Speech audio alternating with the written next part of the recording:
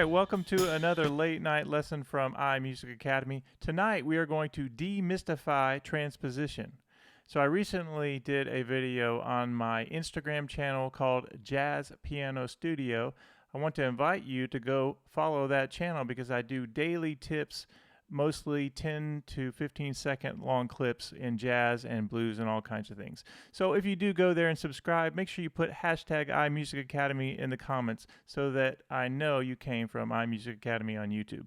All right, let's dig in. So what I'm going to do is I will do a video of me playing this in all keys, but I would rather first teach you how to transpose if you don't know how to do it. So we just did that in the key of G, and what I'm going to do is just show you how I did this in the key of G, and then we're going to take another key, we're going to transpose it just to show you how the formula works. So whenever I'm transposing something, I like to use my theory, and what I mean by that is, first of all, I like to say, all right, I'm doing a G major triad in first inversion and my octave G. So that's the first part of this lick. The next thing is I'm thinking through that triad. G, B, D is a normal triad. So I know that I'm going to go up a third in my left hand, G up to B. And then when I do that, here's a very important thing. Here's my G major in first inversion. To get to this next chord, this B half diminished, all I have to do is keep the middle note the same, and then take the bottom note down by a whole step, and the same thing in the top voice. You go down by a whole step. So notice how I did that, and the only thing I added to is I slid off the D flat to the D. I just like that sound. So far you have this, G major in first inversion, and now you go up to the third, and notice that I just went down a whole step in the bottom voice and the top voice of my right hand. Okay, that's the first step. The next thing you're going to go is up a half step, and now guess what you have? A C chord, which is the 4 chord of a G blues, and then my right hand I have a G, C, E, which is my favorite triad is the second inversion triad. So far now we have this G, and then I'm going to play my B half diminished, and now that leads me nicely into this C major chord in second inversion. And then guess what? The next thing I'm going to do is get to the C sharp diminished. So I'm going to go up a half step of my left hand and come down a whole step in my middle note and keep the others the same. Now we have this G in first inversion, B half diminished, C. Now bass note comes up a half step, middle note goes down a whole step, and now watch what happens next.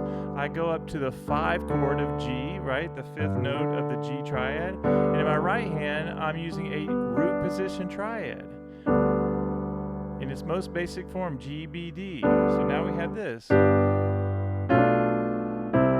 C sharp diminished and G major, and then here's where it gets really fun, is I'm going to go up to a second inversion G triad. And when I go to that D with the G in the bass, I actually play just my thumb on top, 1 and 2 and there's my G triad. And then the next part is I go to the 6th note of the G scale. So G, A, B, C, D, E. So I'm looking for the 6th note of whatever key I'm in, and I play this and I go. Do that slowly. Here we go. 1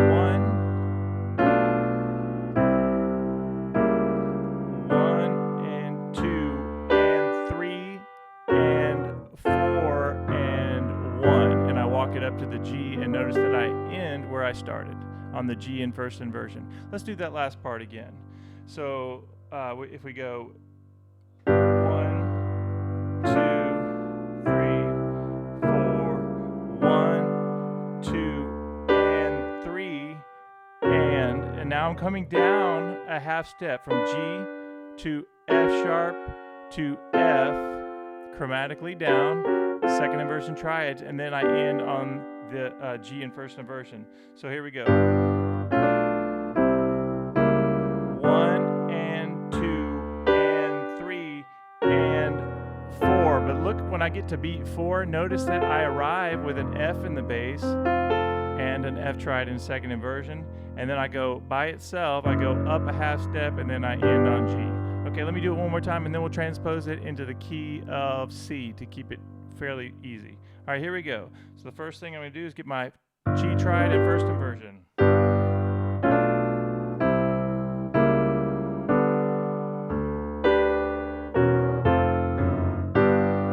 So that's the formula, and we're going to not only do this with the key of C, but we're going to, if you guys want to, I will put all of these keys, and we can even do separate videos if we want. Maybe I'd like your feedback on that. Do you want them all at once, or maybe to put it in sections where maybe we learn a couple of keys at a time?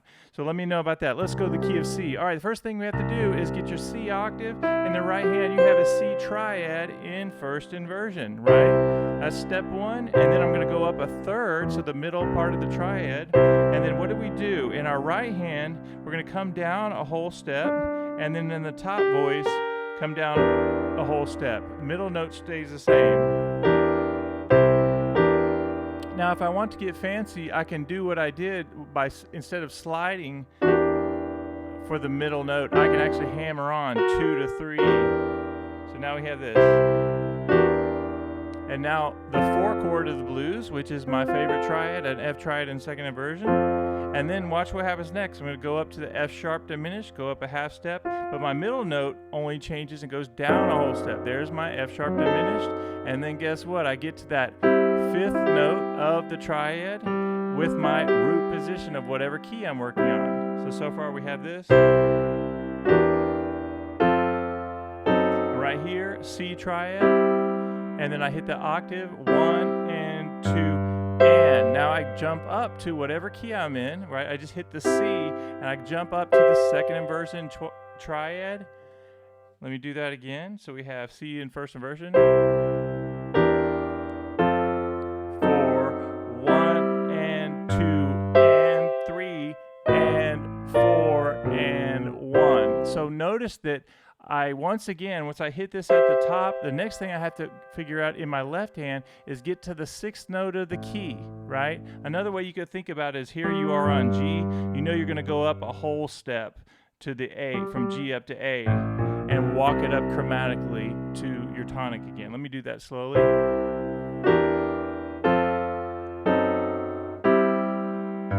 And 3 and 4 and 1. And another great way to look at this is as you're coming up chromatically from the 6th note, you will arrive at your B flat octave with your B flat second inversion triad.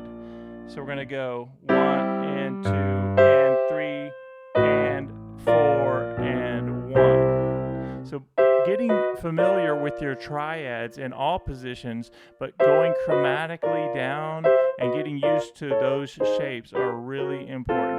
All right, let me just do it one more time in the key of C, and then we'll call it a day. But I would love your feedback to let me know if you find these really helpful and fun. Here we go. Here we are.